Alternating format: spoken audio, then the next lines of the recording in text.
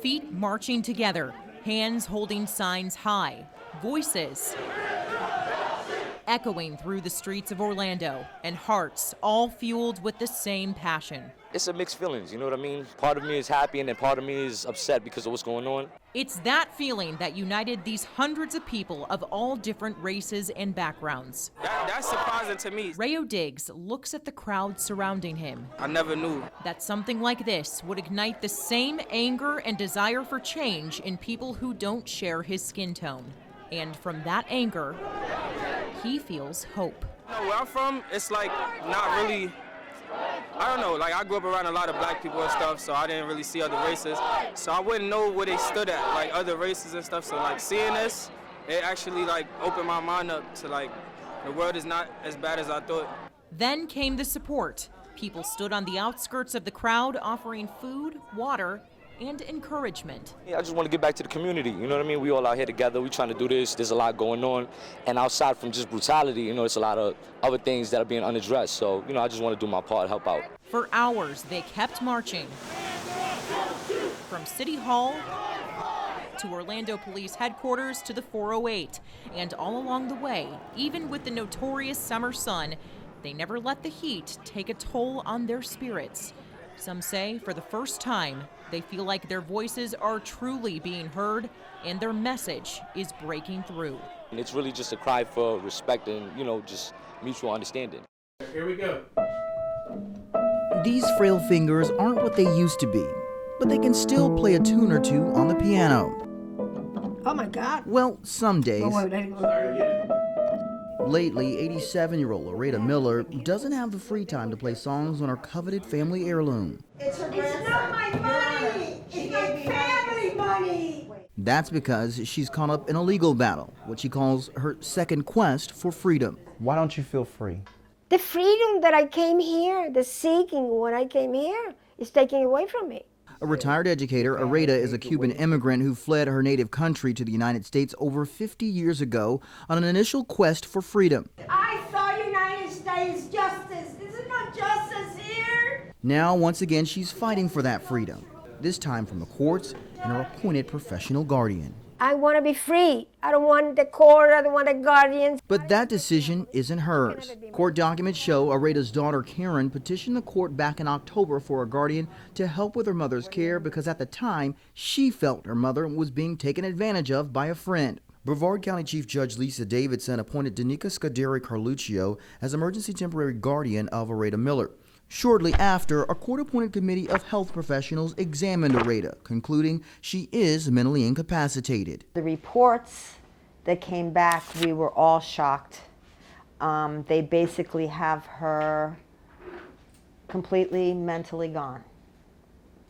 And I don't agree with that. I think that she can function, but just needs to be supervised. Karen has since petitioned the court to become her mother's guardian, asking that Scuderi Carluccio be removed. But it's not that simple. The guardian is contesting my petition for guardianship, so we're both fighting over my mother. And there seems to be this tug of war. Everyone course. fighting over your care. How does that make you feel? My care, no, the little money that I have in the bank. Judge, please. As we joined them in court, Areta pleaded with the judge about her mental capacity, asking that she be placed in the care of her daughter. I'm not incapacitated. I do my checking account, my billings. The judge ultimately continued the hearing, pending another health evaluation. She also says she wanted time to explore the possibility of Areta being placed in her family's care. While Areta's court-appointed guardian wouldn't talk to us after the hearing, her attorney did. As you may know, guardianships are private matters, and professional guardians are not allowed to comment on their case. So a lot of people try to use a commentary in the press and try the professional guardians in the press instead of actually going and looking what's happening. Areta Miller says it's crystal clear what's happening. I want all this guardianship canceled. I want to be free. If I have 2 or 3 more years to live, I want to live it happily. Hoping the sweet sounds of her piano fill her home once again. When you've been on this earth for nearly 97 years, Your story reads less like a newspaper and more like a novel. I've seen just about everything you could think of. Went through the Great Depression of the 30s, World War II. Don Brandt also remembers the prologue just before he was born in 1918. Well, I heard my mom and dad talk about it some, but they didn't elaborate on it much. They just said it was a terrible catastrophe. As the First World War raged, the so-called Spanish flu plagued. U.S. papers, like this 1918 Sanford Herald, downplayed news of the virus, barely a mention. So there's this hyper-nationalism that's going on. People are in it, to finish the war. Historian Ben DiBiase says public morale and patriotism trumped all. Though a third of the world's population got infected, at least 50 million died, including 4,000 Floridians, at a time when the state population was fewer than 1 million. Troops returned from conflict carrying influenza with them. It festered in army camps, then moved to more populated areas like Jacksonville and Tampa. In Tampa in particular, you have the cigar industry, which is at its zenith, during this time period, and the process of making cigars involves people tightly packed together into small rooms. Contrast to this area, Central Florida, more spread out. It was much, much smaller than it was back then. So that helped Central Florida, at least, I think, to kind of keep the lid on the outbreak. But help was universal. Ads plastered in papers begged for Red Cross volunteers, the organization's golden age of aid. Suddenly, masks were commonplace and recommendations mirrored those of today. As influenza swept the nation, it had not yet invaded the area, but Orlando City Council minutes demanded public places, including schools and places of worship, shut down on October 7th, 1918. So what did it mean for students? Obviously, virtual learning wasn't a thing. We had to dig deep to find answers. Within an archive's vault, record keepers like Joe Moramis. I refer to this as the Harry Potter Gonna Eat You book. Unearthed Seminole County School Board minutes from 1918. The action of the superintendent in suspending all schools during the period of the epidemic of Spanish influenza was approved. They take the whole affair quite lightheartedly at first. While Seminole County Museum's Bennett Lloyd scoured old yearbooks. In every school year, some epidemic breaks out. This year, it was first bangs. And this history of public education in Orange County noted schools shut down in 1918. Didn't say how long. And teachers were still paid through quarantine. Though school was vastly different back then. In session 4 to 6 months of the year, and as Orange County Superintendent Dr. Barbara Jenkins points out, our school system is huge compared to back then. I think the school system, 212,000 students, is larger than the community was as a whole. 1 month after shutting down the city, Orlando City Council took the lid off closures amid growing death notices in local papers. Then, November 11th, 1918, declared nothing else worthwhile, a Victory Day celebration. The war to end all wars was over. The worldwide epidemic was not. This is me when I was born. Well, it makes me feel young. And after having lived a long, storied life, Brandt has this advice for those beginning a new chapter. Persevere, just persevere and be and try to make the most of a situation. Julie Gargana, Spectrum News 13. Laretha Burton Fudge loves helping her fellow neighbors at the Jackson Court Senior Living Community in Paramore. She know you're being taken care of. Laretha hands out boxes of food to those in need and is no stranger to going door to door. Just recently, she started collecting names of eligible seniors eager to get the coronavirus vaccine. When I see somebody that needs something and they're reaching out for it and they can't get it, it's up to me or someone like me to help them get what they need to survive. And without this vaccine, we won't survive. Laretha says she collected about 40 names. Her mission, get county and city leaders to bring the vaccine to people in her senior community. Do you believe that is the best way to increase people to get the vaccine in the black community is to bring the vaccine to them? Yes. Yes, I do. Because the majority of them, as I say, they don't have transportation. They walk everywhere they go. Laretha says she has no plans on backing down, especially with the low number of minorities that have gotten the vaccine so far statewide.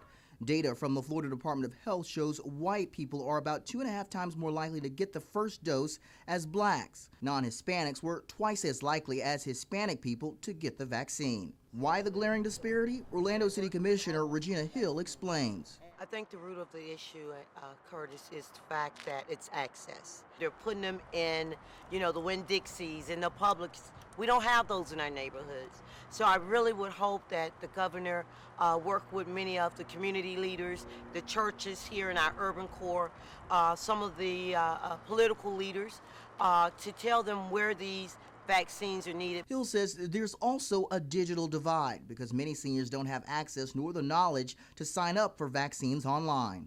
So I would like to start in our senior living complexes as well as the churches. And those are two places we know that can have a volunteer base and also get these life-saving vaccines to our community. Is vaccine hesitancy still a big issue, a big hindrance within the black community?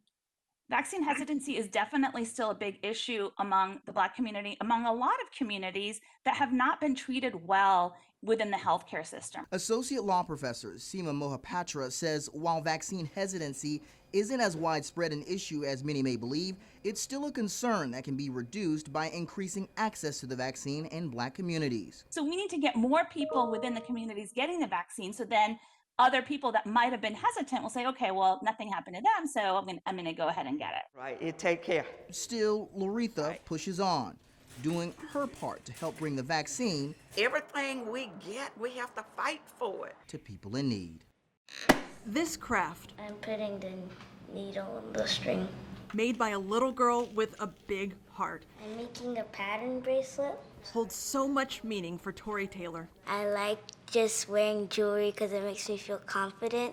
So I wanted to make sure other people feel confident wearing jewelry too. Tori came up with the idea of making bracelets with inspirational phrases to give to people down on their luck. And when she hands them to people, I want them to feel happy and confident and ready to do anything and just feel nice and just like a fresh breath of air from a cloudy storm. That's something we could all use in 2020. The events of this year can be hard for anyone to wrap their head around, let alone a 9-year-old. Talked to my mom and I felt that I need to help with all of the things that are happening. And then Tori spelled out her solution. Having a conversation with her at the beginning of the pandemic and after the death of George Floyd, she turned to me and said just a couple of words that stuck out with me, and even now they give me goosebumps. And she said, all we need is love. Love. One of the messages built with beads by Tori. She wanted to be able to make an impact on race and equality in America. She donates some of the money she raises to organizations supporting the Black Lives Matter movement. And I think it's innate in children just to be able to love other people. And I think it's something that as parents, we should definitely take the opportunity to encourage and support them. Learning some real life lessons at a young age and building up others along the way. I just like helping people. I feel I help other people with their emotions and stuff. Like, I like just standing up for people and making sure they feel happy. So that means making more bracelets built by a little girl with a lot of love to give. In Orlando, Sharon Stone, Spectrum News 13. In today's high-tech world, industry leaders are working to build a defense strategy against an attack they cannot see. Malware, ransomware, and other cyber warfares are an evolving threat. To defend themselves, industries rely on cybersecurity. This is not a need that will go away ever. As long as we have computers and technology, there are going to be people who are going to try to exploit it to their advantage. Lockheed Martin's Tom Plummer says the global security and aerospace company has hundreds of job openings in cybersecurity, many in Central Florida, and the industry is booming. There are more than 13,000 unfilled cybersecurity jobs in Florida. People out there who are trying to do bad things are always advancing their craft, so we always have to advance our craft. And we're learning new tools and skills every single day. Staying ahead of the game and developing a pipeline of talent led them to partner with UCF. The Lockheed Martin Cyber Innovation Lab opened on campus last February, and you can frequently find UCF junior Charlton Trezevant there. Cybersecurity has been a deep passion of mine for most of my life, actually. He says student-run Cyber Defense Club Hack at UCF uses the space for workshops and training. It's done a huge amount to help me advance my own career. And that's another aspect of why I'm so interested in supporting the club, because I know that it does that for other people as well. The lab is a space for them to prep for national cyber defense competitions. It's increased awareness of cybersecurity within the student body and increased their visibility outside of the university. The Cyber Lab has been a real game changer for us, not just in terms of what we can do as a club in our day-to-day operations, but also in particular within the university. Lockheed Martin says so far it's working. They hire more grads from UCF than any other university in the country. They provide paid work experience to about 650 students each year, and about 60% of them are offered full-time jobs. Lockheed Martin sees this as a great opportunity to bring in students that will have experience beyond just their curriculum, to be able to do things and be more prepared for the work when they start. And the jobs should be there when they're ready. The lab on campus is just the beginning of a 20-year partnership between Lockheed Martin and UCF, so they'll keep building that pipeline of talent in an industry that just keeps growing. In Orlando, Sharon Stone, Spectrum News 13. If you've ever wondered where that saying, handcrafted with love, comes from, This was done freehand? Yeah, that's all freehand. look no further than under a parking garage. This was all maintenance. In this tiny wood shop, where Dwayne Zoller, My past life, I was a United Methodist pastor. Thomas Easton, As a farm kid, you learn to do everything. and Frank Bongiorno, retired space program engineer, Then I would decompress from all that pressure. carve out a space. And that's where I picked up this hobby. A hobby that's turned into so much more. But if someone has something that they need fixing that they can't bring down here, we'll go up there and do it. Helping not only residents at Orlando Lutheran Towers mend things, but pay bills, make rent. And all these little cars just drive up, get on board. Proceeds from selling these at craft show after craft show benefit the center's nonprofit foundation. You just follow the line. Other toys, And I make about 200 a year. lots of them. You can't make a car without four wheels, right? Go to Toys for Tots. This gives me a real satisfaction to know that I'm making some little kid happy. And this is our way of helping. And that's what we do. That's what we do. What they do when they're not doing this. So this So is just an drop it. outhouse bank. Yeah, just out there. Oh my God! In Orlando, I'm the prankster. I like doing stuff like this, crazy stuff. Julie Gargana, Spectrum News 13. They say flowers don't tell, they show. I love how flowers make other people feel. But 2 months ago, Diane Hill and Courtney Clark worried their business might begin to wilt. Immediately, we knew that we had to shut down the truck. Dahlia's flower truck, allowing people to create artful bouquets at pop-up events.